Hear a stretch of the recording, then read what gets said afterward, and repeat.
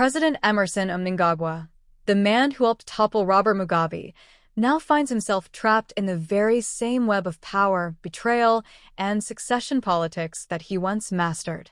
The air in Harare is thick with fear and suspicion, as rumors swirl of toxic injections, purged security officials, and a military that grows restless with each passing day.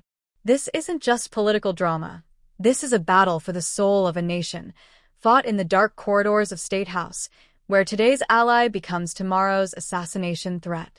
To understand how Zimbabwe reached this precipice, we must go back to 2017, when Emmerson Mnangagwa and Constantino Chiwenga stood shoulder to shoulder in what they called a bloodless correction that removed Robert Mugabe from power.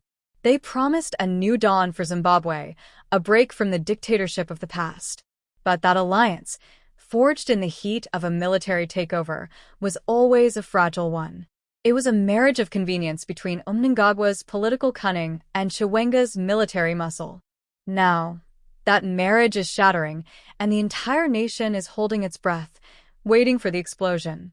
The heart of this crisis is a brutal succession battle, a fight over who will lead the ruling ZANU-PF party into the 2030 elections. Mnangagwa has shown every intention of running again, despite his age and health concerns, but a powerful faction within the party and the military believes it is time for him to step aside. This isn't just about politics. It's about survival for a political elite that has governed Zimbabwe for decades. The so-called 2030 agenda has become a war cry for those who want a new leader, and they are reportedly being backed by Vice President Constantino Chiwenga, a man with his own immense presidential ambitions and deep ties to the security forces. The first public crack in this fragile political edifice appeared with the shocking and defiant actions of General Anselem Sanyatwe, a key figure in the 2017 coup and a former commander of the Presidential Guard. Sanyatwe was a man Mnangagwa trusted with his very life. But recently something shifted.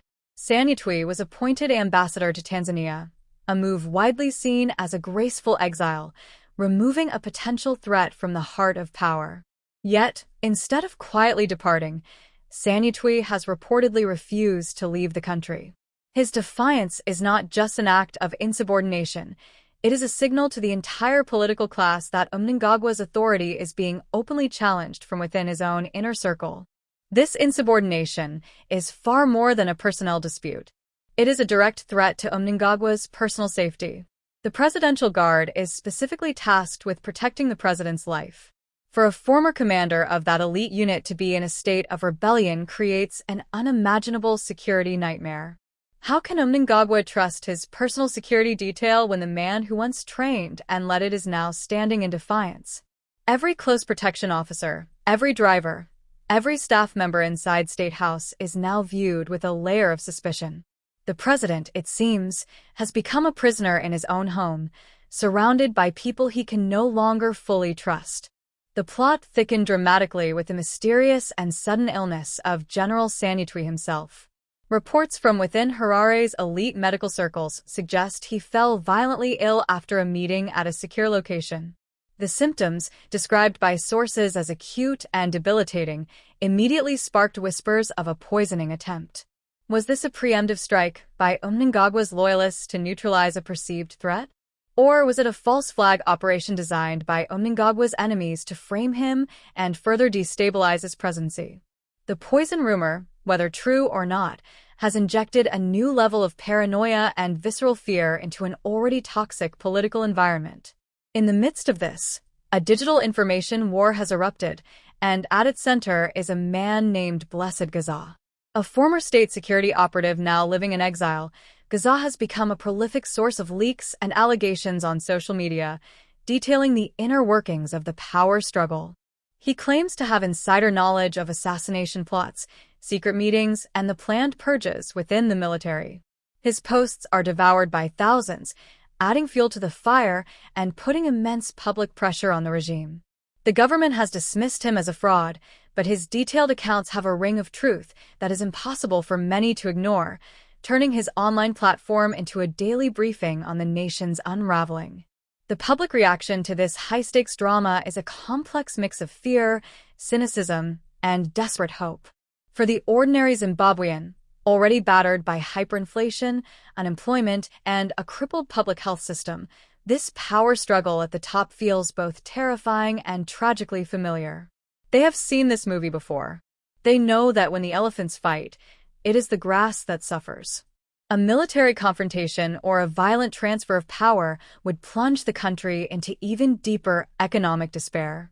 Could you imagine living in a community where the price of bread and the stability of your job are directly tied to the secret meetings and personal rivalries of a few powerful men? The international community is watching with growing apprehension. Regional bodies like the African Union and the Southern African Development Community are deeply concerned about another military-led political transition in Zimbabwe. They remember the chaos of the Mugabe ouster and fear a repeat, which would destabilize the entire region.